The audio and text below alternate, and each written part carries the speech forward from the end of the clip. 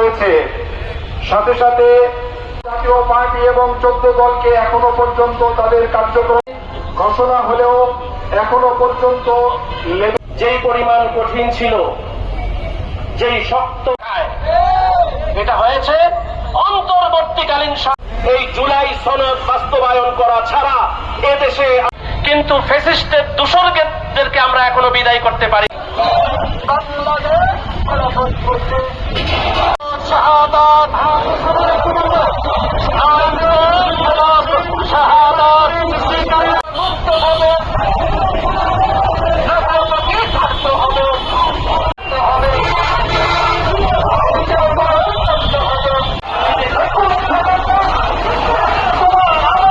জুলাই সনদের বাস্তবায়ন না হবে ততক্ষণ পর্যন্ত যারা শহীদ হয়েছে তাদের আশা আকাঙ্ক্ষা পূরণ হবে না।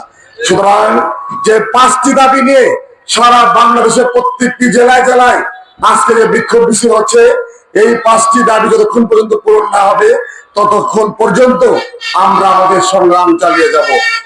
কারণ প্রথমটি হলো আমাদের জুলাই সনদের অবিলম্বে বাস্তবায়ন এবং আওয়ামী লীগ দোসর ও আধিপত্যবাদী ভারতীয় এজেন্ট ও জাতীয় পার্টি ও 14 দলের নিষিদ্ধকরণ। কেন যাচ্ছে আমরা নিষিদ্ধ? কারণ আমরা দেখেছি তখন দেখেছি সব সময় তাদের সার্বিক এই 14 দল তাদেরকে সঙ্গ দিয়েছে এবং আগামী নির্বাচনে যেটা আমরা বারবার বলে আসতেছি, কারণ আগামী নির্বাচনে লেভেল প্লেইং যদি না হয় তাহলে তো নির্বাচনে শুধু একটি কথাই আসবে, শুধু বাক্স দখল করা এবং আমরা দেখতে পাবো প্রত্যেকটি জায়গাতে দখলবাজি ছাড়া আর কিছু হবে না। যার জন্য আমরা চাই এমন একটি বাংলাদেশ আসুক যাতে আর কোনোদিন মিলেমিশে সকলে আমরা এমন একটি নির্বাচন হবে, নির্বাচনের পরে আর কেউ এই কথা বলবে না যে নির্বাচনটি সুষ্ঠু হয়নি। এবং যারা শহীদ হয়েছেন, আমরা তো বেশি কিছু চাইনি, সেই জুলাই গণহত্যা যে হয়েছে তাদের বিচারটি দৃশ্যমান হোক, এটি আমাদের দাবি।